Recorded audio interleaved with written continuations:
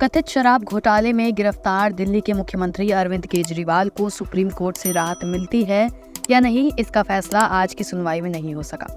दरअसल सोमवार को देश की सबसे बड़ी अदालत में आम आदमी पार्टी के राष्ट्रीय संयोजक अरविंद केजरीवाल की याचिका पर सुनवाई हुई।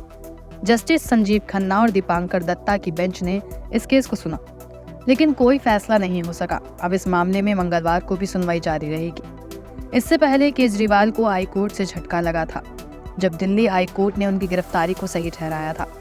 जस्टिस खन्ना ने अरविंद केजरीवाल के वकील अभिषेक मनु सिंघवी से पूछा, क्या उन्होंने ट्रायल कोर्ट के सामने जमानत की अर्जी नहीं दी थी। इस पर सिंघवी ने कहा कि उन्होंने ऐसा नहीं किया। जज ने कहा, आप गिरफ्तारी के और रिमांड का विरोध कर रहे हैं। मैं जानना चाहता हूं कि जमानत की अर्जी क्यों नहीं दी। इसके जवाब में सिंघवी ने कहा, क्योंकि गिरफ्तारी अवैध है। ईडी की तरफ से पेश हुए एएसजी एसवी राजू ने कहा कि उन्होंने कस्टडी का विरोध नहीं किया। सिंघवी ने कहा कि दिसंबर 2023 तक दस्तावेजों में केजरीवाल का नाम नहीं था। आगे उन्होंने कहा कि गिरफ्तारी की कोई आवश्यकता नहीं थी। सिंघवी ने एक बार फिर केजरीवाल की गिरफ्तारी को चुनाव से जोड़ा और कहा कि आचार संहिता लागू होने के बाद ऐसा किया गया। केजरीवाल ने कहा कि मार्च 2024 तक ना उन्हें आरोपी बनाया गया और ना ही संदिग्ध। सुनवाई के दौरान आगे सिंघवी ने कहा कि सेक्शन 50 के तहत कई बयान दर्ज किए गए जिनमें उनका नाम नहीं था। उन्होंने इलेक्टोरल बॉन्ड का मुद्दा भी उठाया। केजरीवाल की ओर से कहा गया कि BSR रेड्डी ने 17 बयान दिए और अप्रैल में नाम लिया।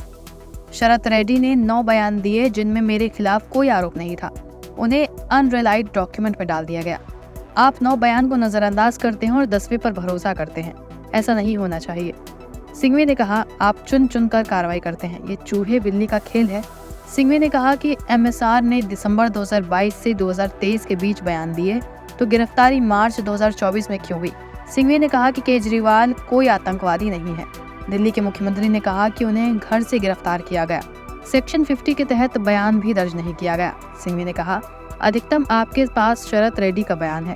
अगर सेक्शन 50 के तहत बयान न देखें, विश्वास का कोई कारण नहीं है। इस पर जस्टिस खन्ना ने कहा कि ये केवल दोष बताने के लिए काफी नहीं।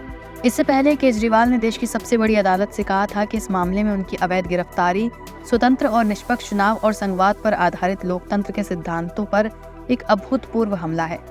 इस मामले में गिरफ्तारी को चुनौती देने वाले उनकी याचिका पर दायर ईडी के जवाबी हलफनामे के प्रत्युत्तर में केजरीवाल ने कहा कि लोकसभा चुनाव से ठीक पहले उनकी गिरफ्तारी का तरीका और समय एजेंसी की मनमानी के बारे में बहुत कुछ कहता है।